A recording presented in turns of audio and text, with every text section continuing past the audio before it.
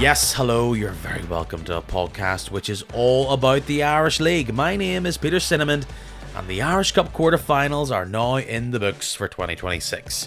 And we're going to cover exactly what you've come to hear about. It's that same old question, why always the Glens? 1-0 up and cruising at home, Lauren then hits back, and it is, of course, a refereeing decision which came to the fore, and it's the only thing anybody's talking about since. We'll chat that, as well as look back at the entire round of games. There's also that small matter of the biggest matchup of the season so far.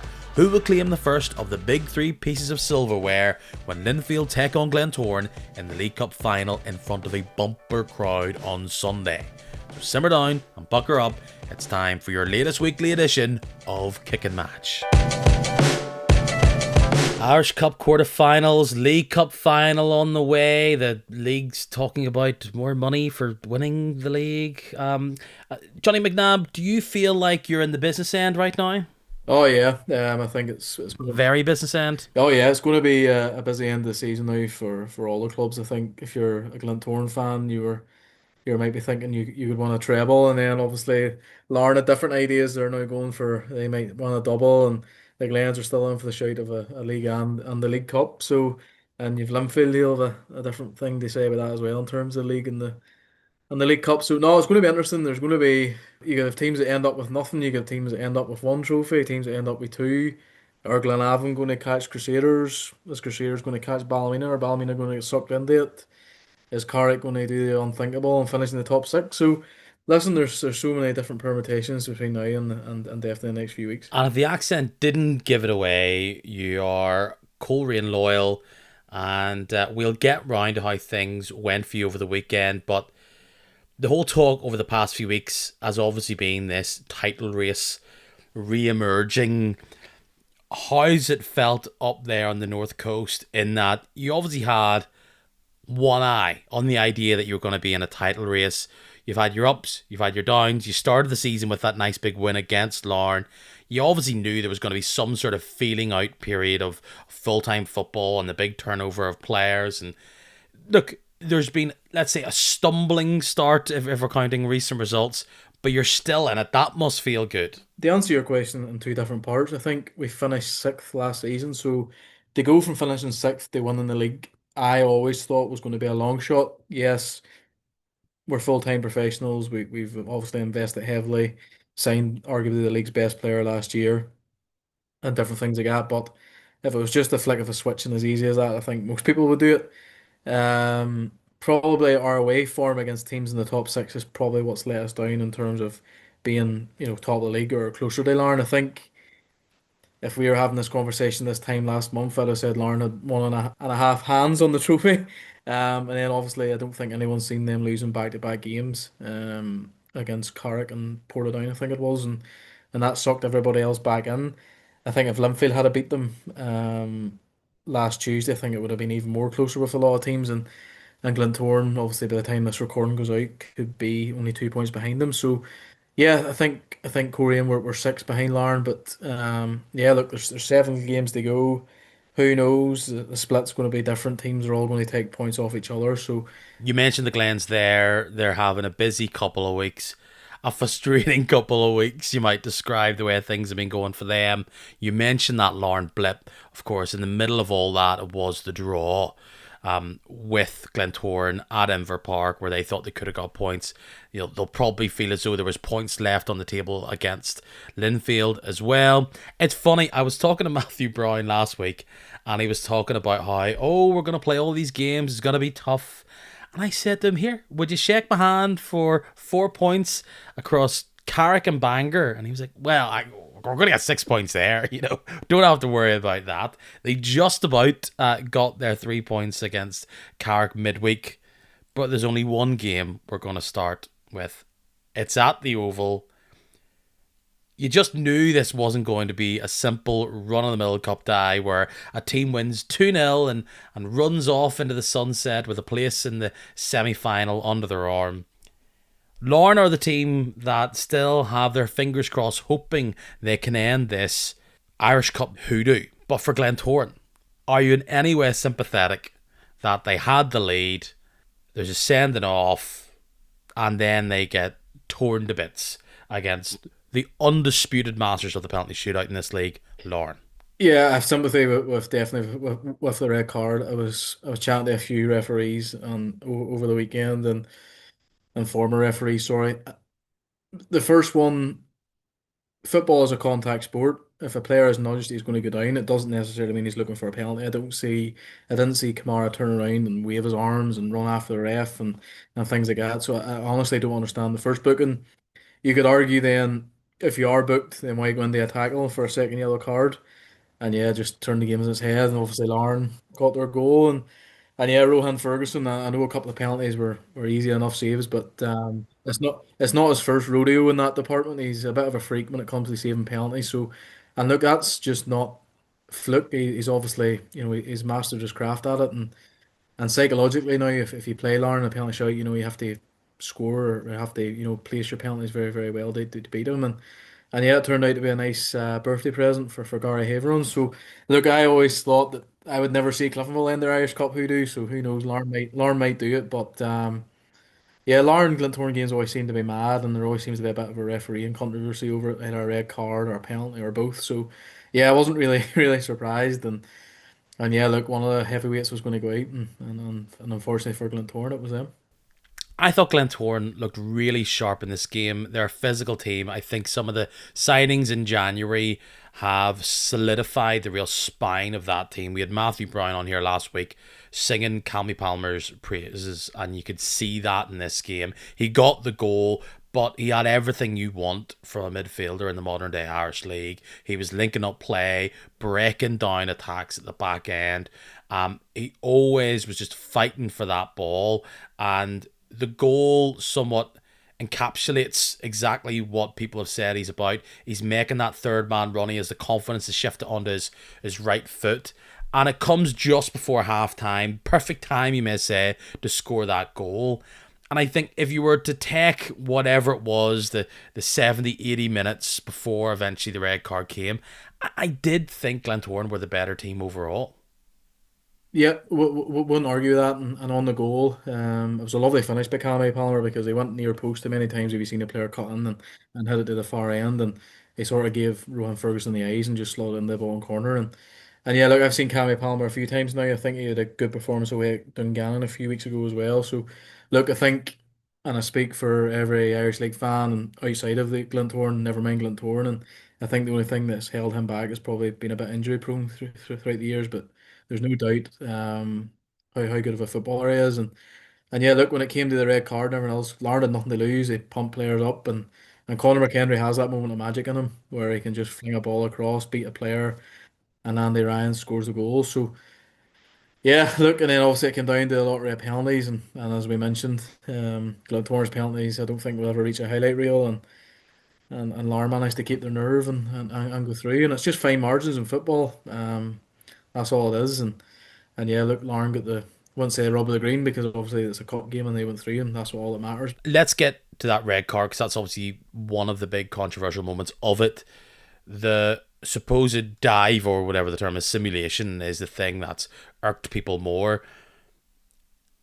I'm very much in this headspace where sometimes if a player goes down, particularly in the box, and you talk about the idea, was he claiming it, was he not? I feel as though, right, if that isn't a penalty, it's a dive. And how many times do you see that as a fan where you're saying, right, my player went down in the penalty box. If you really believe that is not a foul, then he must be diving. So get your book out. Now, the referee did that on this occasion. Did he think that the player was going to dive in, clip the player's heels, whatever it was, 10 minutes later? Perhaps not. The overall sense and feeling is that why is he diving in when he does have a yellow card? I think that's fair. It's the whole giving the referee a decision to make. How much is the referee thinking at that point? Oh, if I brandish a yellow card for this foul, it's going to be a red card. I don't know. But should they even consider that? You could take it as two separate incidents and say you can maybe see the yellow for both.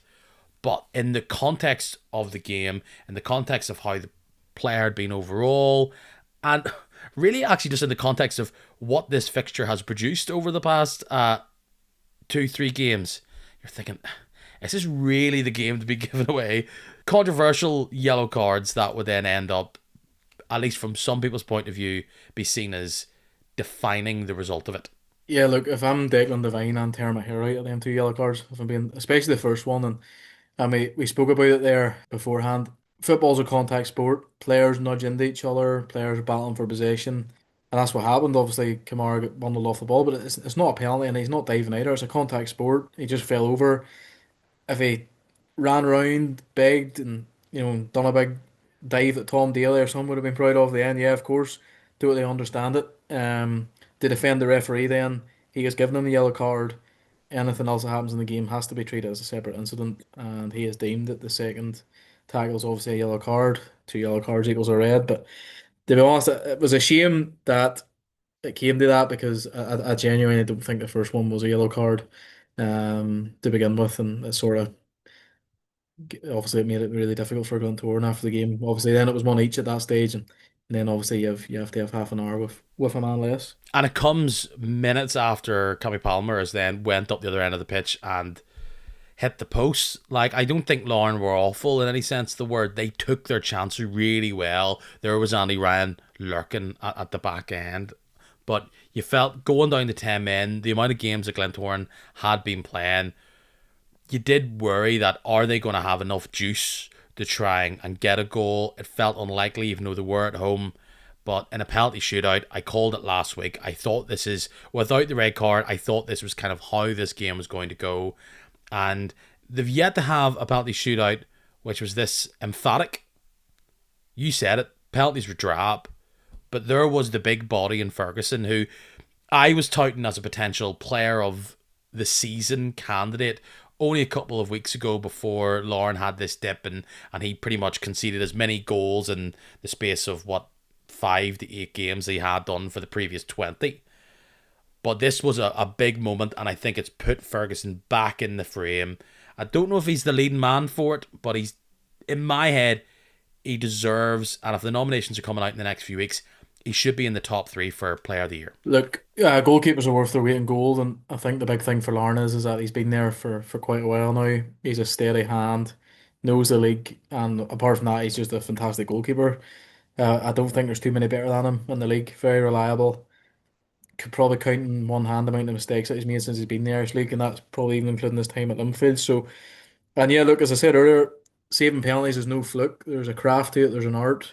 Yes, you do your research and everything else, and I'm sure Larn at it mostly where certain players go, like so Hoban and people like that. But at the end of the day, it's up to Rohan to go and save it, and he did. And yeah, look, Larn didn't have much sweat in the penalties, and when you had a big man in nets anyway. We will just stick with the results of Glentoran for now. Kind of ties in a bow how their week's been. Again, games are coming thick and fast. It was another home game. A lot of these games are going to be at home, and I don't know if that pitch is really going to hold up, and how that impacts their play, we'll have to see. But 1-0 after a tough enough encounter against Carrick Rangers. I mean, Carrick stood firm, waited for their chances on the break. And if we're keeping up with this theme of goalkeepers, I mean, Gartside did brilliantly at times when he was facing a barrage of attacks from Glentoran. There was even one moment in the first half where it's these two excellent back-to-back saves. And then, of course, what happens near the end, it's Kamsa Kamara, and to be honest, Gartside throws it in that Carrick net, unfortunately, doesn't he? Yeah, look, that's the joys of goalkeeping. You mentioned the double save in the first half was world class, and the one in the second half you'll probably not want to see it back again. But listen, if you're a Glentoran fan, you get the same points for a 1-0 dogged performance where the goal might not be the greatest as you do for a comfortable 3 or 4-0 win. And I always feel in a team that I support, if they win without playing well and grind it out, that nearly means as much to me as watching the team win 3 or 4-0. Not for the hairline, right enough, but I always feel that you love it when your team sort of battles their win when they're not playing their best because you know they've had to really dig in deep for it, and that's obviously what the Glens have done. And that was Carrick's, I think, first loss in the league, maybe in 7 or 8 games. They'd been on a great run since incidentally that Glentoran beat them 7-0. They hadn't lost a game in the league and won the Shield in that time as well. So yep, they just had to grind that one out, and and who knows how important that late goal could be come the end of the season. How would you then describe that game? I thought it was a tricky fixture for your bandsiders against Limavady. It was a quote unquote away game at your home patch. You wore your red away kit. Maybe that was just playing along with just how the balls came out of the trophy. But we saw this team Limavady take out Linfield only a month or so ago. They were riding fairly high at the top of the championship. Plenty of familiar faces that were wearing the blue of Limavady. This was going to be a banana skin for you, and it would have been a very public one if you didn't get through. It may have not been the prettiest, but by hook or by crook, you did it. Yeah, look, Lima Valley, I know Paul Owens really well. I know a lot of people at Lima Valley. They're basically our neighbours, and I really hope they go up this year. But like they said, it wasn't the draw they wanted. To be honest, I wouldn't say it wasn't the draw that we didn't want, but you just knew there was going to be a lot of familiarity there. Everyone knows each other. Like Paul Owens and Rory Higgins went to the same schools and all together. They used to kick the ball up against, I think it was Rory Higgins' mum's garage and things like that. And so they all had that. There's just all that feeling. First half, we had a lot of the ball, probably didn't create enough chances, and then it took an absolute piece of magic from Joel Cooper to open the scoring. And Ben Wiley makes a great forward pass, and Joel just managed to get a bit of space. And that was his 20th goal of the season in all competitions. The scary thing is that Rory thinks he thinks he's got better since last season. So that's a scary thought. And then obviously he does so well for the second. The second one, Can I say it's one of my favorite goals of the weekend, and maybe one of my favorite goals in ages? It's little things like that which you just love. That was not like we'll talk about some big fluffs and big mess ups later on in this podcast, but that was pure fight and pure determination to get that ball. yeah, like everyone thinks that Joel Cooper with his flairness and all his goals, and rightly so. But they chased down that back pass, they round the keeper.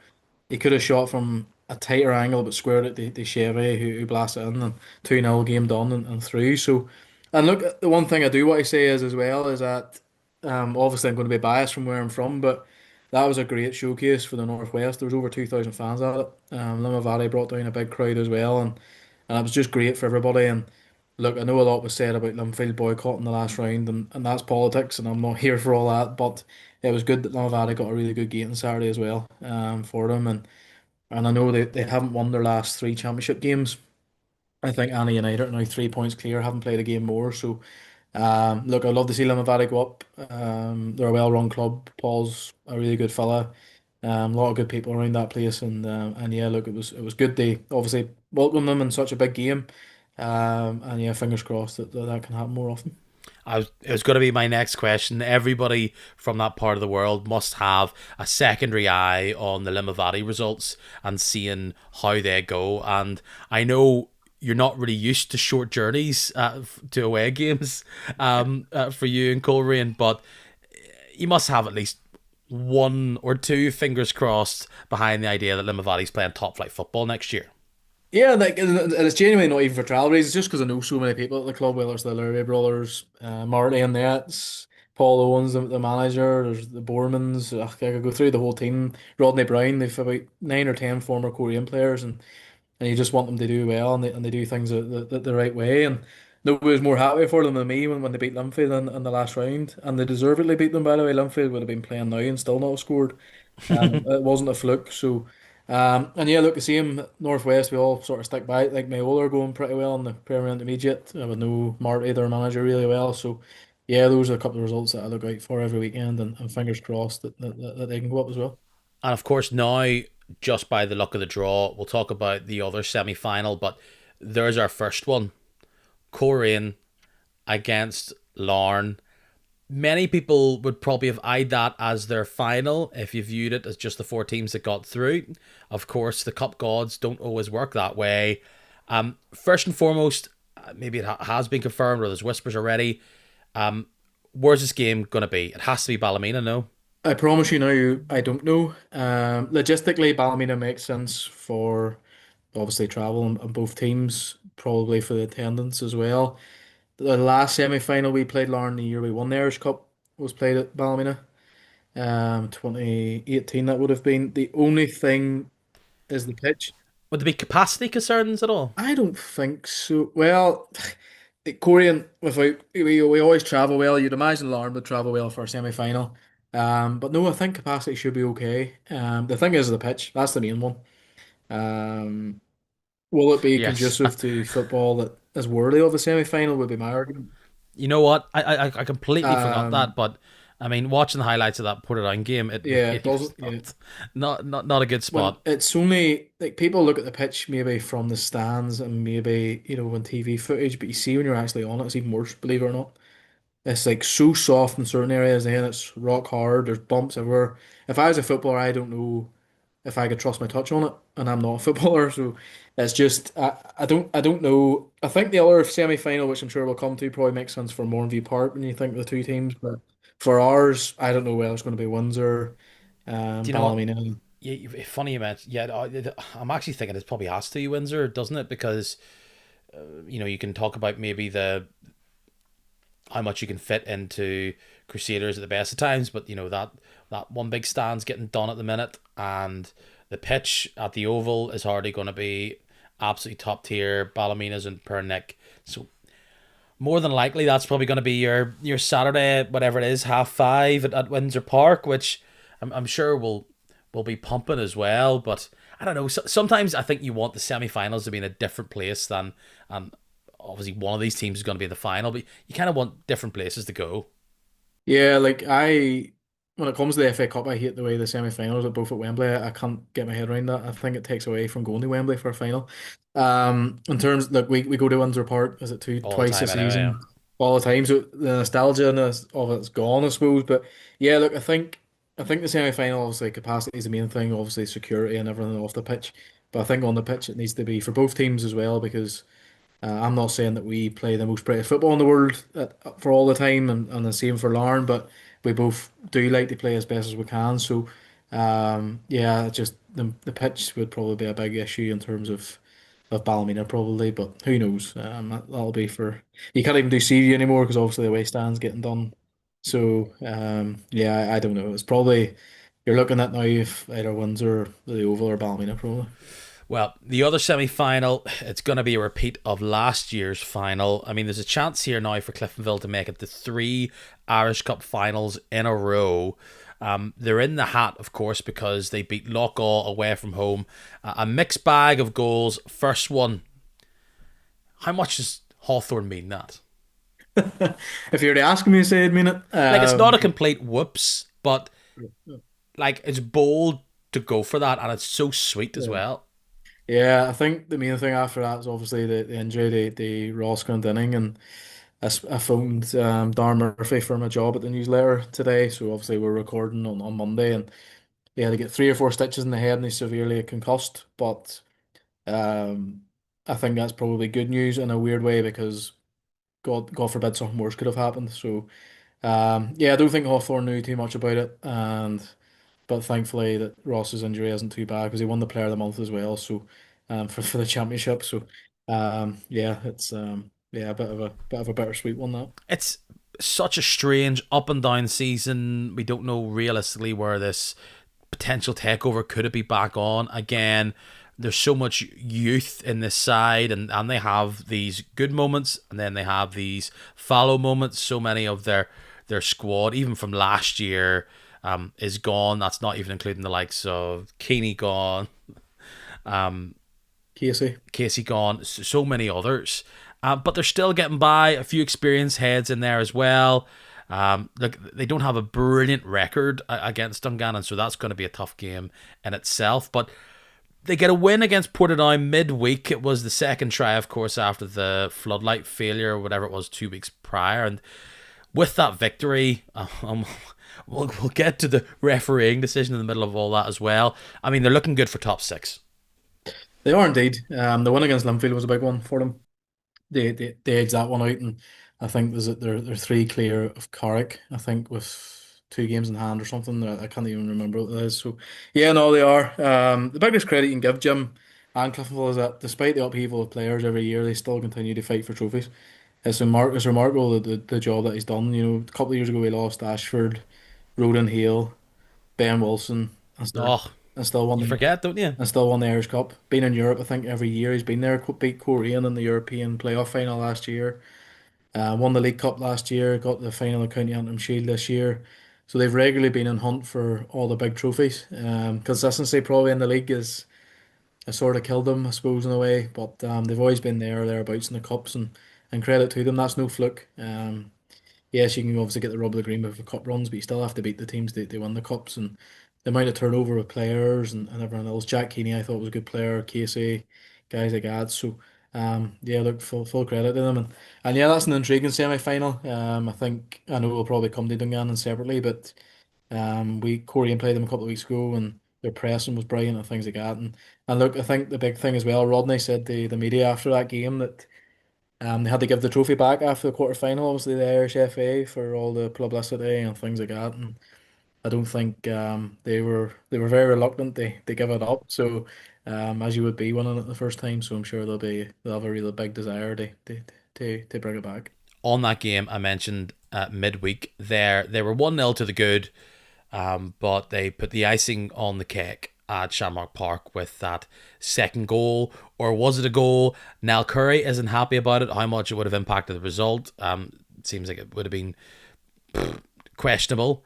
But there's two angles, because you have the BBC angle from opposite the main stand. You have then the Portadown media angle from obviously in their own stand. And I mean, it looks close, and it seems as though the lines person is someone who gave it. And in a week where there's all this conversation around VAR and on what it could look like in the Irish League, I guess the answer is the Lino or whoever it is was sure that it crossed the line to give it. But what I'm getting from some fans and some people online is, how can you be sure Yeah. when we're sitting there frame by frame by frame by frame and we're still not totally 100%? Yeah, I agree. Yeah, I've watched it 100 times and still can't work it out. The BBC one looks as nearly like Alex is behind the line and like sort of scoops it out, but I can't confirm that because there's no goal line technology. So the linesman or lineswoman, whoever was on the far end, must have been absolutely certain that ball crossed the line. I've seen it, as I said, plenty of time, and I still can't work it out. So look, they would have had the best view of it. They were adamant that it crossed the line. So on the goal line technology, obviously, I'm sure you mentioned VAR last week in terms of it coming in, but there is no goal line technology for the League Cup final.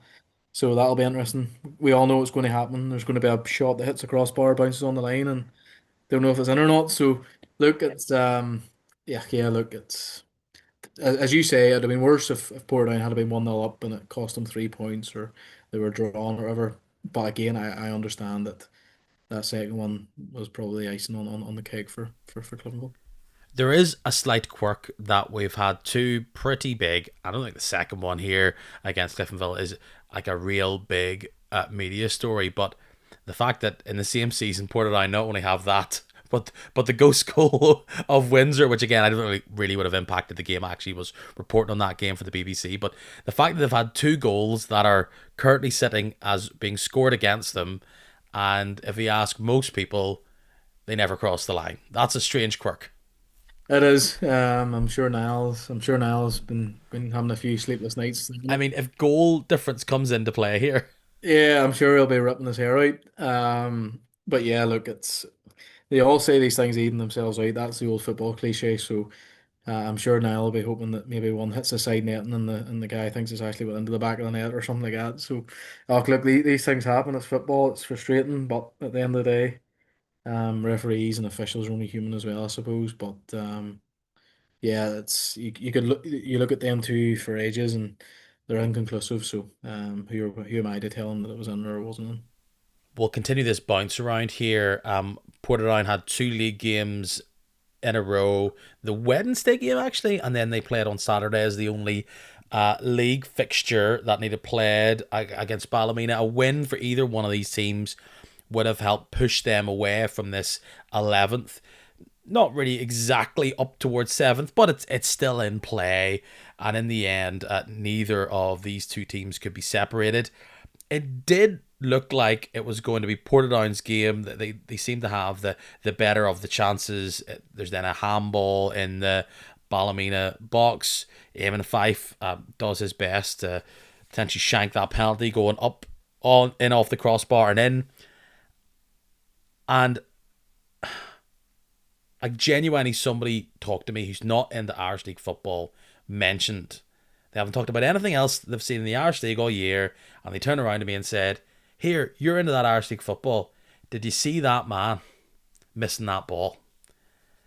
I'm sorry, Divin Ismaila, but that is a very, very bad fluffing of the lines. Yeah, it's a bad mistake. I think if you're Portadown and you score the opener in 83 minutes or 84 minutes, whatever it was, you're sitting there thinking happy days, 3 points up the road, and as you say, near the seventh, and then Divin Ismail unfortunately has a mistake, and Ballymena rescue a point. Yeah, point probably does neither team much use. No. When you Slightly think. better for Ballymena because, I mean, they're at home and they're struggling for anything there. Yeah, but they probably might have they probably obviously would have rather three they clear away from 11th. But yeah, if you're Ballymena and you're conceding the 82nd and you're offered a draw at the with 8 minutes to go, I'm sure you're taking it, and Jack O'Reilly said thank you very It's a good much. And hit, actually, isn't it?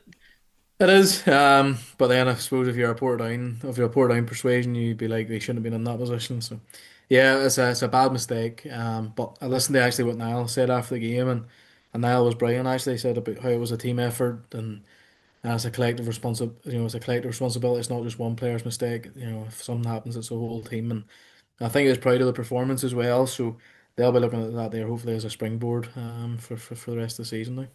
And just going back then to the quarterfinals over the weekend, Dungannon beat Harland Wolf Welders at home. You did think, with the fact that it was at home, that Dungannon were going to be strongly favoured. Although they come out of this game with Sean McAllister getting crocked, that could be a significant blow between now and the end of the season. But look, Dungannon, they've been hot and they've been cold, but oftentimes when they're hot, it's at home.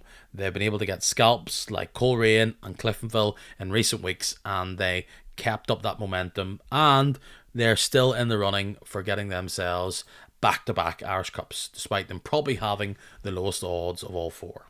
Yeah, it's been another great season for them. People are probably sitting there thinking, how could they do better than last year? Yet they're probably in the exact same position as they were this time last season in terms of being in the top six and in an Irish Cup semi-final. And again, look, I know we've said this phrase, but that's no fluke. Rodney's a great manager. He's got a good nucleus of players there. They all work very, very hard for each other, and they're good footballers as well. And yeah, look, I'm sure they'll be looking at shot. I'm sure they'll be hoping that the injuries that they picked up aren't too serious.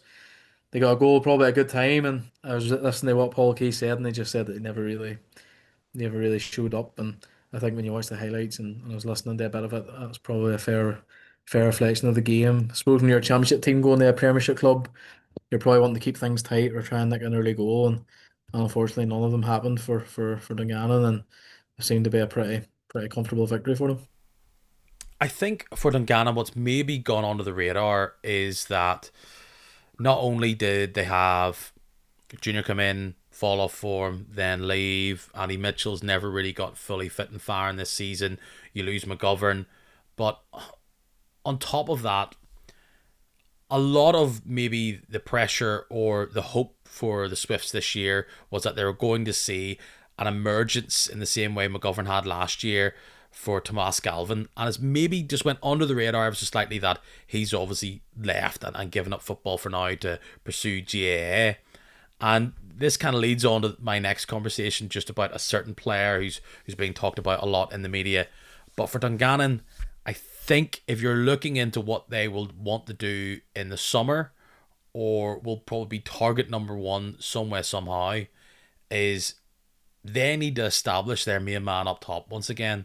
And I think if they maybe had that, they would be in a slightly better position. I still think it's strong, but as you said, you might say they've maybe plateaued ever so slightly. It's a very high level to plateau, but you got to think next year there's a strong chance for regression again, and to even stop that or be in the same area as this year where they're either in the top six or fighting to be in the top six, that has to be position number one.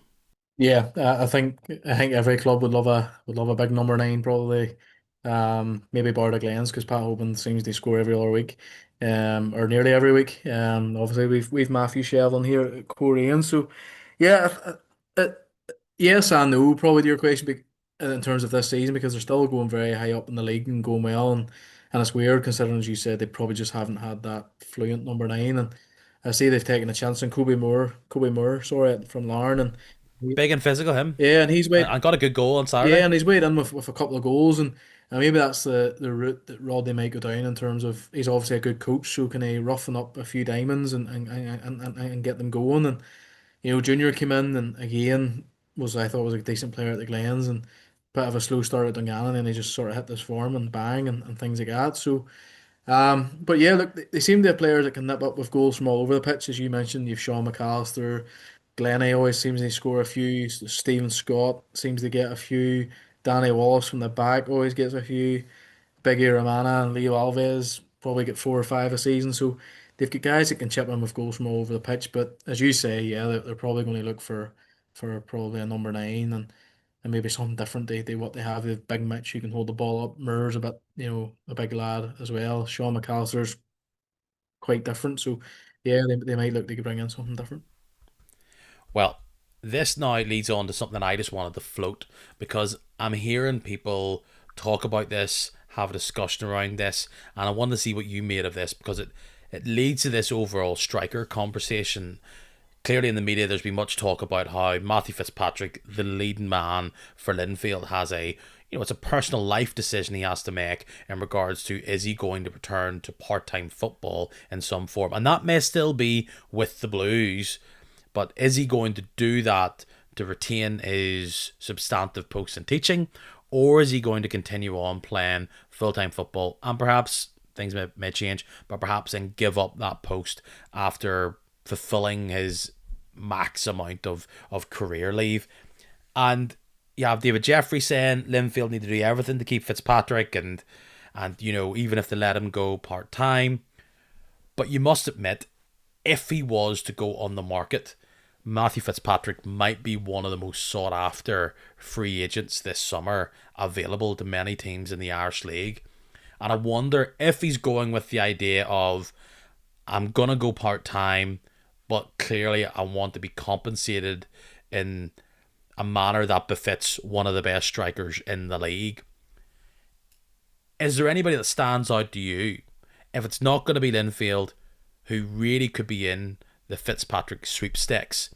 Because I would have had Glenavon as nailed on, but whatever happened, and it may have just been one strange interaction with a fan, whatever happened with their last game, that doesn't seem to have the same burdening courtship as there previously was, even though if this takeover is the real deal, they might have the dough to fund a type of deal like that.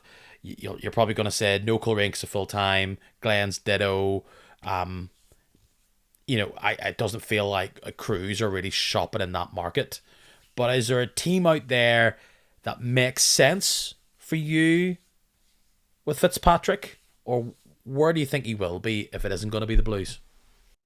I think without knowing obviously Fitzy's situation in terms of school and Linfield, I think his importance to Linfield is that huge that I think the Blues need to come up with something to keep him. I don't know how that works out.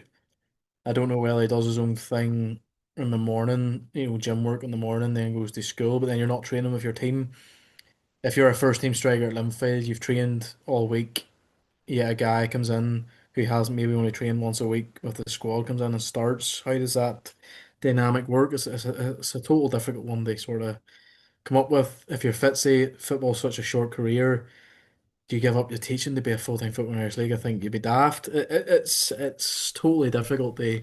Especially when, let's be fair, there's going to be at least one or two clubs who would be looking at a contract with four figures in it Yeah, I think. weekly and go, I th- we can make this work for part time. yeah, I think Ballymena is the one that probably makes most sense for me. Yeah, well, I think everybody's screaming at the podcast right now. Yeah, I think, Orange signed Matthew when he was at Korean. I know things didn't work out, but obviously there was some sort of relationship there.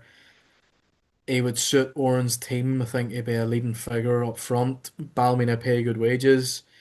Ballymena's not a million miles away, I suppose, from Belfast, which where I think Fitzy lives. So yeah, I think that's and they're dying for a goal scorer. I know they signed three guys from Linfield in pre-contracts, but one of them's only a striker. So I think if you had Fitzy leading your line, I think Oran would be all over it if it was a possibility. Could you see any scenario where a Cliftonville, Portadown, or Dungannon push the boat out? I think obviously if Cliftonville, if any investment goes in there, or if they're in Europe, I think Jim's got an easier sell in terms of they're local in Belfast. They've always seemed to be challenging for trophies on one end or the other. Dungannon as well. Rodney might have that touch where, play good football. Um, Your army and Me man. and man, love him, put your arms around him, offer him a bit of money. But it just all comes down to circumstances and what really, how far Fitzy's willing to travel, and things like that. So there's so many different permutations, I'm sure, for Fitzy that they go through. But I'm sure, Linfield and him I'm sure will try and get to some agreement. But I just thinking off the top of my head, I just don't know how that becomes easy. I agree with you. Betman says he's still sticking around in blue, but it's just an interesting topic of conversation where I'm having fans of said clubs saying, you know, I think we should go all in on him if he's going for it. So I just thought I'd see what you made of it. Let's look ahead to the big game here on Sunday. It's Linfield, Glentoran. It looks as though this final at Windsor Park is almost sold out. I don't know what sold out is according to this final, but I mean, long story short, this is going to be packed to the brim with thousands of people. And just announced by Niffle this week as well, there's about 80 ways you can watch it. Yeah, it seems like you're going fully out for it. So, but yeah, look, more eyes on the league. There's probably the way they're looking at it and things like that. So, yeah, there's been a different build up, obviously, with VAR and the broadcasts. That's even before you think of the sellout crowds. And obviously, Linfield Glentoran, I think it's the first final. Is it maybe 16 years or something? Should have done my homework, but something like that. It's funny you say that. It used to be such a Yeah. common affair, and it just hasn't happened in Yeah, so I think donkeys. all that and as well. So, it's going to be. I know you're probably going to ask me next what my prediction is going to be, so I might as well just go there. I think it'll be a tight game. I really do think it'll be a tight game. I don't think there'll be a lot of goals in it. I think it could be a 1-0, one each, maybe extra time job. I don't see plenty of goals in it. I do fancy the Glens to win it, if I'm being totally honest.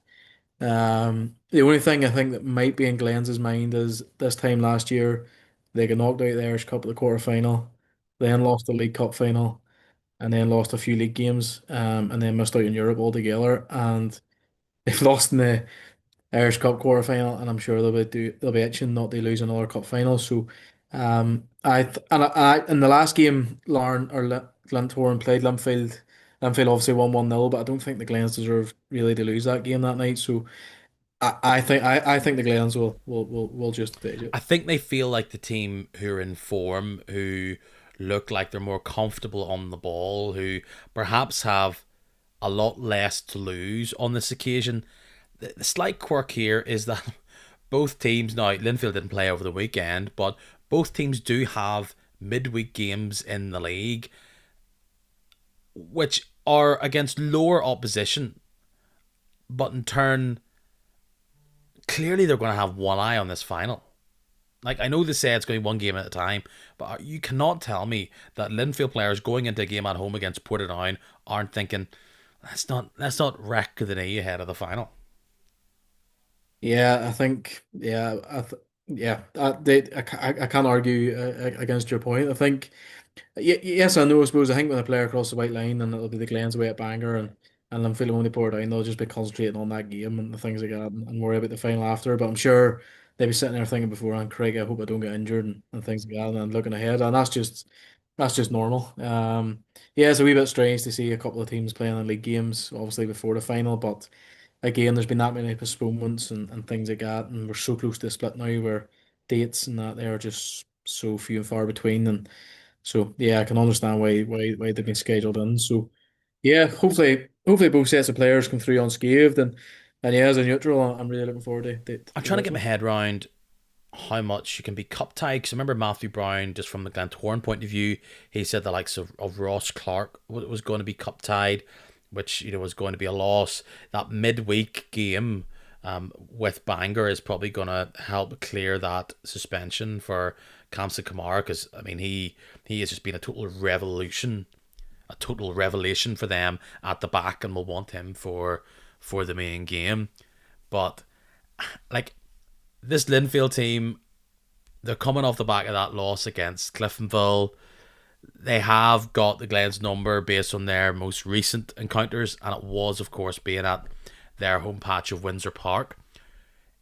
I know you're back in the Glens here, and you've got to argue there's not really a way that Linfield wins where they've thumped the Glens 3-0. If they do, they've fashioned that. But you got to think, if Linfield are to win this, what kind of game does this need to be? Do they just need to hope Glentoran are struggling to find these out balls? Because I really yet to see a game where Linfield have torn their opposition apart. I know they've had big score lines against Bangor and Dungannon, but to be honest, most of those games were at home and the opposition were either gifting them balls or they had pretty much given up by 20 minutes or so to go. So have Linfield got to do what they always seem to do in these big two games, make it dreadfully boring, and hope in a similar way which they were able to beat Glentoran in the league recently, just hope that when that ball falls, if it's Patrick or whoever it may be, it's Hall at the back post, they score it and then hold on for the last 15. Yeah, look, it's cup football and it's a final, so regardless whether it's pretty football or not, the key is winning the game, whether that's 90 minutes, 120 minutes, or penalties. And I don't think David will be too overly fussed how they've played if they win and they end up. Um, Most big games I think in the Irish League now are quite nip and tuck. It's like a game of chess now. It's I can't mind the last time two teams played 4-4-2, lumped the ball up, played off second balls. It seems passing and things like that. So yeah, it could come down to something as easy as a set piece, as you mentioned, Big Ben Hall, or somebody flicks a ball in off off a free kick or things like that. It could be just fine margins. Um, I just think I just think the Glens have a bit probably a bit more firepower in terms of Hoban and Jenkins and Stewart and Burt and guys like that. And I just think they'll edge it. Totally. Like, you even saw it in that game against Cliftonville. If it ain't working, if it ain't going through Fitzpatrick, or like we said, a set piece goes their way, you look at their bench and who realistically is going to change it. I know this is not a one season issue, but you talk about the idea that Chris McKee's already away. His time at Linfield seems to be petering out rather than really trying to get something out of him before the end of the season.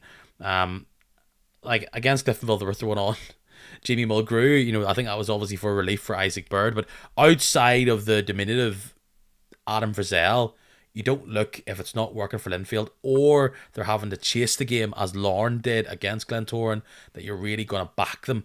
I know I quite like the likes of Sam Taylor down one side. Kirk Miller still has probably the most dangerous ball in the league, but I'm sure Linfield fans, if they go behind and they go behind early, their heads are going to go down as well. Yeah, it's.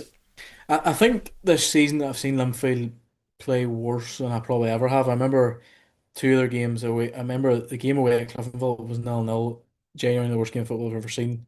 Then they lost 2-0 away at Cliftonville. I've watched them against Limavady. I watched them against us one of the games as well, and there's been a few times I watched them thinking, crikey, they're terrible. Then you look at some of the results and they've just absolutely cranked it up and scored a few goals. So they've probably been more hit or miss this year than what I can ever remember. But you're still chatting about the team that won the league last year with 20 odd points. And I know Joel Cooper isn't there, and I know he was a big talisman for them, but they still have a lot of players there that are used to winning and being in big games. And that might be a big sway in it as well. Yeah, look, it's a toss of a coin. I just fancy the Glens because I just think this is their time to win it. And that's just that. But if we come on this podcast next week and Linfield won 3-0, wouldn't be shocked. If the Glens won 3-0, wouldn't be I will be shocked. shocked. I'll say it. I will be shocked I if wouldn't. Linfield win this 3-0. Cup finals just it's on the day, and Yeah, I think that's fair. I just think I just think Linfield have probably guys that they've won a lot together. I think it's been a core group. I know the Glentoran players individually have won a lot. Hoban, Josh Daniels, guys like that have won a lot with their clubs. Maybe as a collective effort as well. I know they won the Shield last year, but they've a final appearance last year too in front of a big crowd. So no, look, it's all the hallmarks for a really good final. And they've spanked your lot every single time they've played you.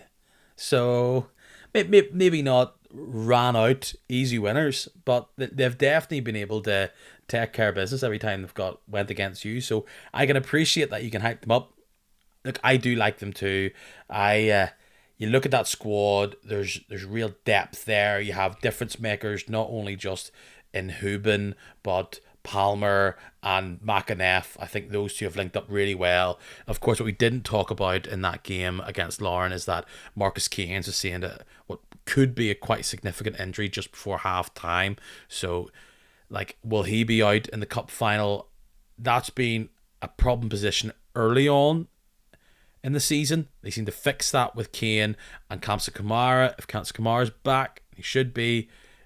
Who's going to partner him if it isn't going to be Kane, and are they going to be up to the task? Because they don't have a huge amount. I guess you can fit Singleton back there. You can shift players around, but you want to be going out with your best players. And I think between all the names we all know, like Bert and others, you have Jenkins coming on late on.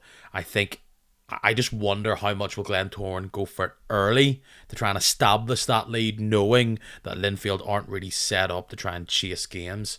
So I do back Glens to win it, but as you suggested, I think this could be a more tetchy, technical affair, where, like, it's going to be feisty, surely. Like we could all be sitting here laughing, going, another red card for Glentoran ruins the game for them. But I mean, this is the type of matchup, huge crowd on your back, where perhaps that foot just goes maybe 2 inches further than you wanted it to. Yeah, look, I think as well. I know, I'm sure you've discussed VAR and things like that, but obviously the officials are coming from outside the league. So, say Calmy Palmer goes in for a tackle and they actually gets a yellow card, does VAR upgrade it to red because it's a different refs Oh, coming out of the don't league? even start. So there's so many different things they obviously consider. My own view on it is I think it's baffling they bring it in for a cup final. I know it's free, but I just think the nature of it, I just don't agree with it. That's my own opinion. Yes, look, it could overturn a massive decision and it's the right decision, but for me, I just think at the start of the season, if they said, look, we've been given this option, it's going to be in for the semi-finals and the finals, we're going to train all of our referees up, I think it would have, I think it would have diluted a lot of the criticism that's came their way from both fans and the referees. Are you surprised by how loud and how vociferous the criticism of it has been? No, because I think the Irish League has just been it's based on the rough and tumble of the league. It's the same people sitting in the same seats every week. It's going to the same grounds. It's doing the same thing, and I just think any change people in Northern Ireland just don't like change. Let's be honest, and I think they have. It takes the emotion out of the game. You could score. Pat Hogan could score in the 75th or sorry 89th minute. Thinks he's won the cup. There's a VAR check for 4 minutes because his toe might be offside and he can't celebrate the goal. Fans can't celebrate. I just think it takes away from it. If I'm being totally honest, and as I've just mentioned, there was no VAR in the semi-final. There was no VAR in the quarter-final. Did they have decisions in that brought them through that they wouldn't have had? So it's the same as the FA Cup. I watched the Wrexham game the other night. It had VAR in it against Chelsea. Your man got sent off. Yet, if that had been the round earlier, there was no VAR and he would have stayed on the pitch. I just don't agree with it, if I'm being honest. Well, there is still some interest, as much as we were limited in games last week. There is some league interest because the final is on Sunday, but as we alluded to, there's also games midweek, Tuesday. You have Bangor against Glentoran, Linfield against Portadown, and a real tasty one here, Crews against Cliftonville. We'll not spend too much time here because a majority of the people listening to this, they already know what went down. But if there was a game of that mini round, Crews against Cliftonville, they are running out of games, or the Crews, and sometimes that breakaway can give you a chance to reassess, heal up, focus on how the next game comes. In that space of time where Crusaders have not been playing games, Cliftonville have had, what, three? I know one of those games is in the same weekend, but anyway, Cliftonville played three games since, both in Cup and League. Like, I wouldn't say Cliftonville are taking their foot off the gas.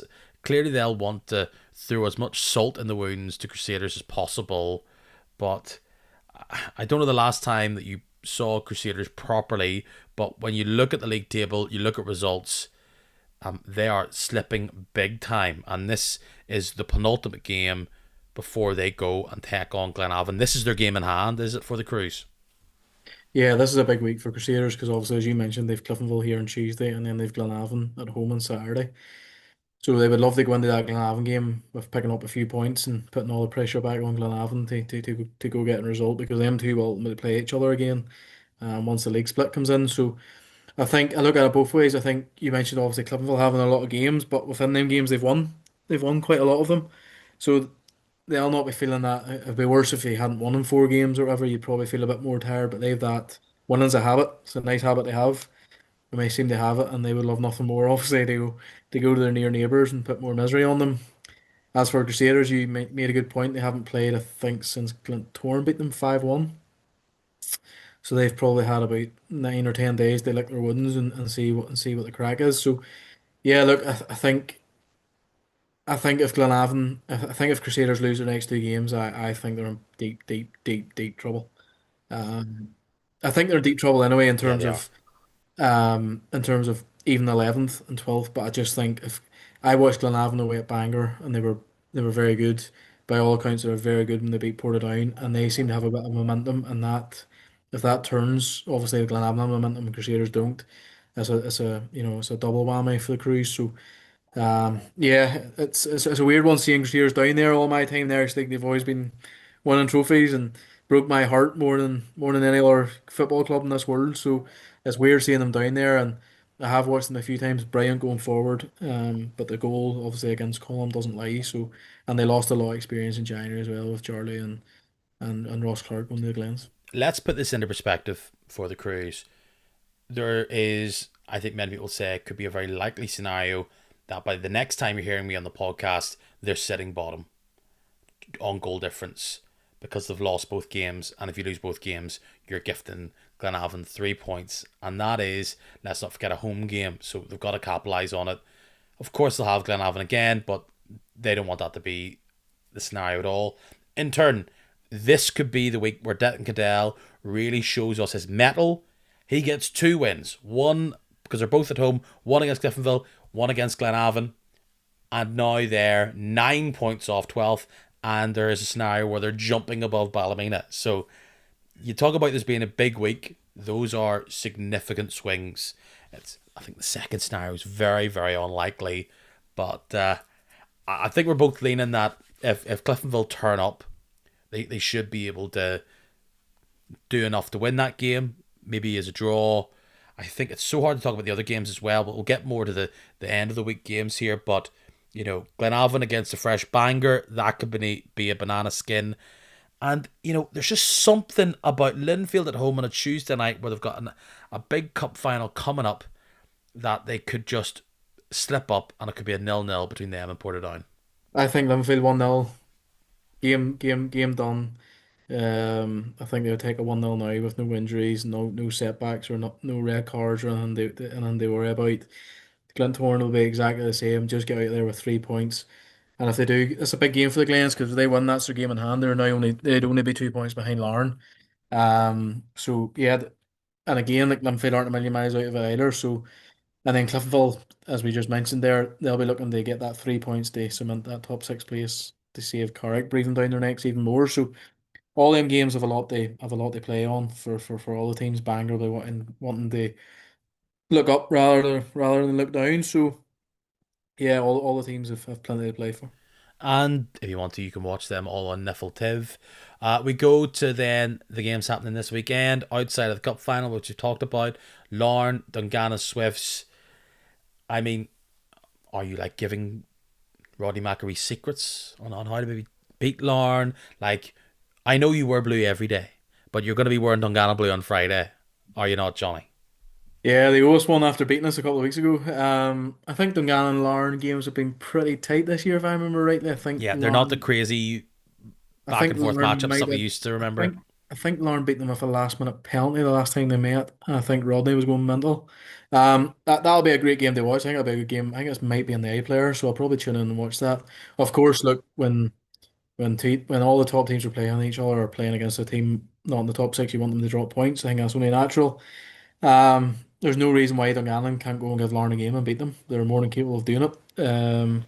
Especially No, as much as they've been a bit rubbish away from home, the surface helps, does it not? 100% because Dungannon play football the right way, and not many people would have thought Carrick would have been 3 up at Inver Park at half time about a month ago now or 3 weeks ago. So and yeah, look, Dungannon will be wanting they stick in fifth place, and their players will be fighting for Irish Cup semi-final spot. So no, would I be surprised if Dungannon got a result there? No, I wouldn't. For Larne, look, they know if they can win.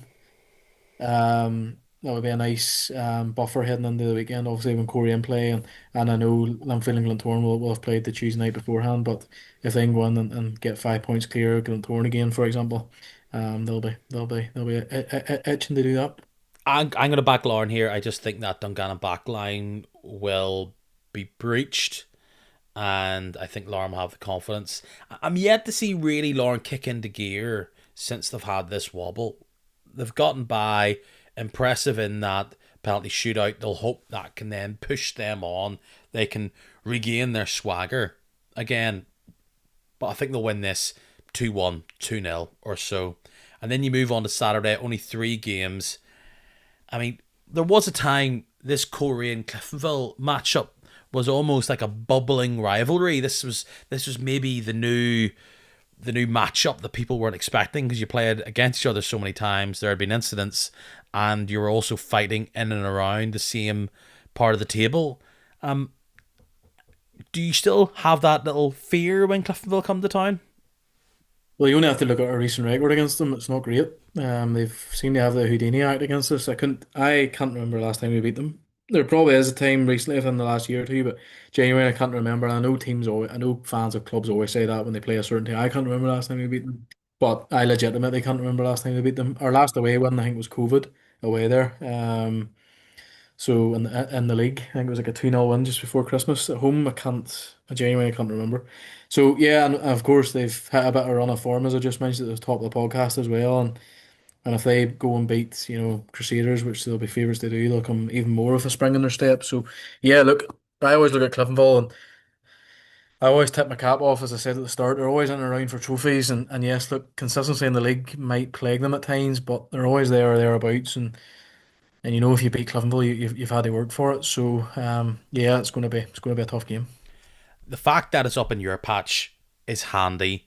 The fact that Cliftonville are likely to be a top 6 team no matter what is handy. They're unlikely to breach that top 4, but of course they'll want to continue on momentum. It's the hardest thing to do, and as well they've got players to develop, so they're not going to be falling down for you. But I can see you going into this game not stressed, but knowing, you know what, if we can't beat Cliftonville at home, then we're not going to win the league. Like there's a litmus test here as well at play. Yeah, like all points now between now and then. Like realistically, if Corey win the league, they nearly have to win nearly every game, and that's just how it is. And it's madness saying that because we're 6 points behind Larne, but that's 2 games. That's just 2 game swing. So yeah, we just have to beat the teams, and Corey just have to beat the teams in front of them, and that starts on Saturday against Cliftonville. But yeah, as I said before, they seem to be our bogey team. Unfortunately, you always have them, and I remember 8, 9 years ago, maybe even the Tommy Breslin era. It's probably more than that. It's probably more than a decade that they could never beat us. I think we were 12 or 13 games unbeaten. So football just always goes in roundabouts. But yeah, we're due to beat them. So hopefully that comes on Saturday. And I've just clocked, here we are again during those familiar Lorne trots to the title. They go on Friday, they win, they expand the gap, and it's up to the teams on the Saturday to try and win and just go back to the gap that they saw this time on Thursday. So if Lorne win out against Dungannon, now they'll have a game in hand, of course, but that's a 9 point gap. You fluff your lines there, I think the title race is over for Coleraine. Yeah, probably. If Larne win and we don't, it's 9 points, and there's what we will only have one. We only have 6 games left, so that's going to be a tough ask. Yeah, like honestly, every game for Korea now has to be seen as a must win, just with the gap in terms of winning the title. And so yeah, that's just it in a nutshell. We just have to keep winning, and yeah, look, I think. there's not much point worrying about. I know this is very easy to say this, but there's not much point worrying about Larne's result if we can't do it ourselves, and that's just the way you have to look at it. And of course, after all that, we're both predicting Coleraine wins now. Of course, I can't go against them. Can't go against them. Yeah, I think you should have the confidence to win out there. It's a backline which I think struggles with mobility, and that is something Coleraine has in spades. This could actually be maybe 3-1, 3-0 there for Coleraine, or of course, you can do what you always seem to do and panic, panic, panic, and then it's a Ben Wiley mega pass with 14 minutes to go. That's the first of two goals. So either or, 3 points. That'll suffice, I'm sure, for all the people in blue and white. We'll shoot down the road to what could be an interesting game. Maybe not in what's being played on the pitch, but the result either way. I think Carrick are gunning to take out everybody, almost make up for their poor start to the season. They go to Ballymena, with Ballymena still not feeling totally safe from 11th, and even worse if all of a sudden Crusaders are starting to get results. It's a bad pitch. They sneak away with a point on Saturday. Dungana's not a team that's going to be worried about a dodgy pitch. I think they're going to sweep this Ballymena team on Saturday. Yeah, I think I'm not going to spoil it. I'm not going to play spoiler here, but I can't see being much football being played Nope. by neither team at the weekend. And yeah, look, Orange came out and had a pop at the pitch, and rightfully so. I wouldn't walk my dog on it. So I don't know how two teams are going to play football on it. I think, as you mentioned, Carrick Maybe won more pitch fixing, less sign building. a yeah. I think the plan is they get a synthetic pitch, and Ballymena need it, but. I think on the match, I think Carrick will edge that one. I think that'll be a 1-0 or 2-1. I don't see many goals in it. I think Carrick just have that togetherness, as you say. Again, they'll be hoping that Cliftonville maybe drop points in the next two games and they have an outside chance. So I think I do think Carrick will edge out that one 2-1. And final one of the weekend, maybe the biggest one of all. It definitely seems like the most intriguing game of the weekend, just for how impactful it could be at the bottom of the league. Crusaders win, regardless of how their game goes on Tuesday night. That re-establishes a 6 point spread between themselves and Glenavon in 12th. And all this hype of here come Glenavon, they've got 7 points out of 3 games. You know, they are the might and the muscle of Ferris combined with the light touch of McGovern and Campbell. And it's in Crusaders' hands. Yeah, arguably this is the obviously apart from the final, this is probably the biggest game of the weekend. Again, I've watched Glenavon a couple of times recently. I've been really impressed with him. Paul McGovern's a smashing player. He's a cert to go over the water or go to a full-time team next season, without a doubt, easily. Peter Campbell seems to have found a bit of a mojo again, another fantastic player for them. Yeah, it's going to be such an intense game for both teams. But yeah, I'm going to back Glenavon. I just think they have a bit of form, they have a bit of momentum. I know I could say this, and Crusaders might have hammered Cliftonville, and that'll make me have egg in my face, but I still think Glenavon will smell blood there, and I think Glenavon will win that 3-2. I think there'll be plenty of goals in it. I think Glenavon look really confident and they'll have the bit between their teeth. And really, if Crusaders are going to do something here, they will have to have a game plan that nullifies that front quad of Ferris, Campbell, McGovern, and even actually falls out of nowhere. I'm sure many Cliftonville fans were thinking, where was this player when he was in a red shirt? So if they can nullify them, keep it tight at the back, and hope that they can maybe outscore in a ding-dong game, that's probably what they're looking at. But there's many people feeling, and I'm getting a sense across the league now from fans, that if they're talking about the worst team that played, for many people they feel it's Crusaders. Momentum's not with them at the minute, and if they eventually do drop down to 12th, I don't know if there's many people backing them to get out of that. Yeah, I, The games are there to be done, clearly, but yeah, I look at Crusaders different. I think going forward, I still think they have a lot of threats with Bryden, Brooks, and Dunlop, but I just think at the back they're so flimsy at the back. The goal against Column doesn't lie, and And as I mentioned earlier, they've lost a lot of leadership in their team as well. I think Robbie Weir's been injured for a while. Forsyth's been injured or suspended. They lost obviously Clark and O'Rourke in January to Glentoran. So yeah, I would fear for Crusaders if they did go bottom of the league. Obviously, Cadell's, I know he's been there for a season, but he's still relatively newish, I suppose, into the role. And yeah, it's just very surreal still to see Crusaders and chat about them in this sort of run and form that they're in. So and yeah, winners a habit, as I mentioned earlier, and Glenavon have won the last few of their games, and as you mentioned, Connor Falls, well, that was a good one as well. I think he's been very impressive as well, just in behind big Ferris. And Cruise fans, I know you think I'm being negative. I'm not. I'm saying there really is a situation where you could be above Ballymena. It's in your hands. Prove people wrong and show us the colour of your money on the pitch. You back Glenavon though? Yeah, I still fancy Glenavon. That's right. That's I right. think again, as I said, plenty of goals in it. I think maybe 3-2. I still think Crusaders are still good going forward. I like a couple of forward players a lot, but I just think just at the back, I just think they're flimsy, and I just think they can be got at. It's been great to have you back on the podcast, Johnny. But we'll wrap up just with a bit of an interesting question. I think people enjoy hearing fans of other perspectives and other clubs on. And I asked Matthew Brown last week, just was there a player that perhaps fans of other teams maybe haven't seen the impact they've had on your club? Who has that been for Coleraine? You can say recently or this season. Clearly, Shevlin and the likes of Cooper are getting all the love. There's been flashes for patching, but who's been the underrated hero to keep Coleraine in the hunt and has been impactful on being where you are so far this season? Yeah, I'll probably answer this in two parts. I think Cooper and Shevlin's goals are brilliant. But Patchin's just a fantastic footballer to watch. I think if you're paying 15 quid in every week to watch a player like him, I think it's worth it. I think he's just the guile, the he's just he's just so good to watch. He makes it look ridiculously easy. I think since January, Ben Whiteley has really surprised me.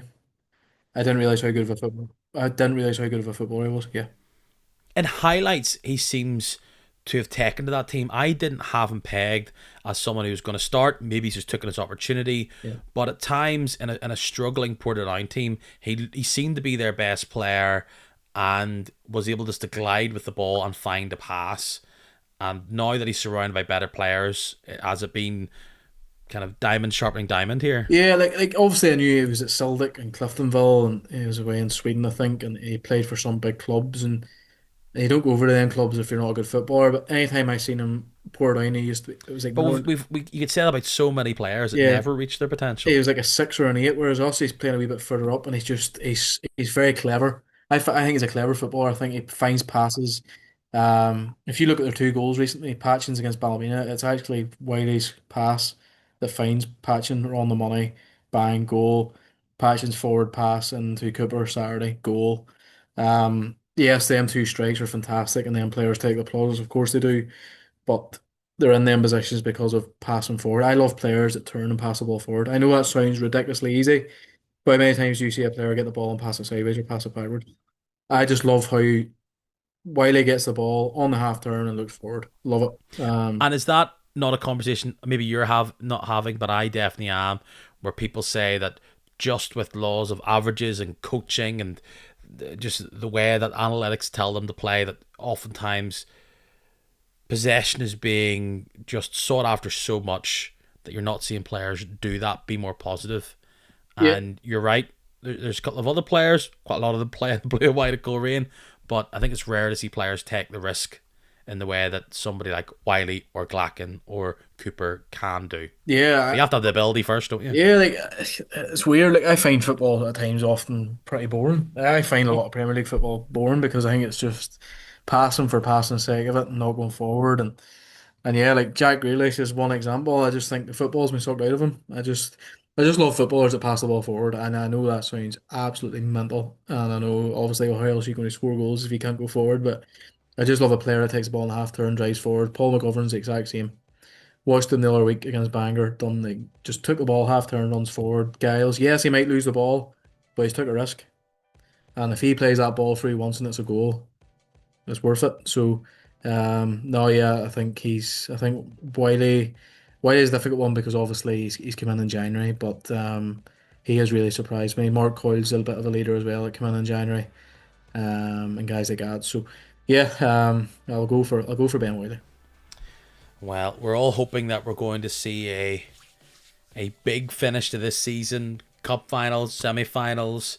The split is on the way, so we're set up nicely. Maybe we'll chat again sometime this season, but here, until next time we do chat, see you again. Thanks very much, Peter. My, oh my, business end indeed. Quarterfinals, now semi-finals. We've got the split on the way. We've got the League Cup final on Sunday. I tell you what, you don't want to miss a single second or episode of analysis. If you're new here, I don't know if you know this, but I do this every week, like clockwork. Well, it's kind of like clockwork. It's usually out on Tuesday evenings, but sometimes it's a wee bit earlier. Sometimes it's a wee bit later. It's usually Tuesdays, but sometimes you get a wee cheeky Monday one, or it's like Tuesday morning. If it is, that's fine. But I know you want to get it right, hot off the press, and the way to do that is to make sure you're following this podcast on whatever your platform of choice is, be it Apple Podcasts, be it Spotify. Go to the Kicking Match homepage on that podcast player, and there's an opportunity for you to hit buttons and follow and subscribe. It's free, it's easy. There is hundreds upon hundreds upon hundreds upon hundreds of these who are subscribers, and you know it's a good thing because once I stick up an episode, it means you get a push notification telling you it's up straight away. Don't need to go in and flick through going, is it up yet? Is it out yet? The podcast player tells you. So go do that now. You can also follow me on Instagram, Facebook, Twitter, and TikTok. It's Kick a Match and all those things because nobody wanted that, but I did. And I'm glad you clicked along the way. I'll see you soon. Enjoy all the games if you're getting to any. And should be a good one next week. See you then.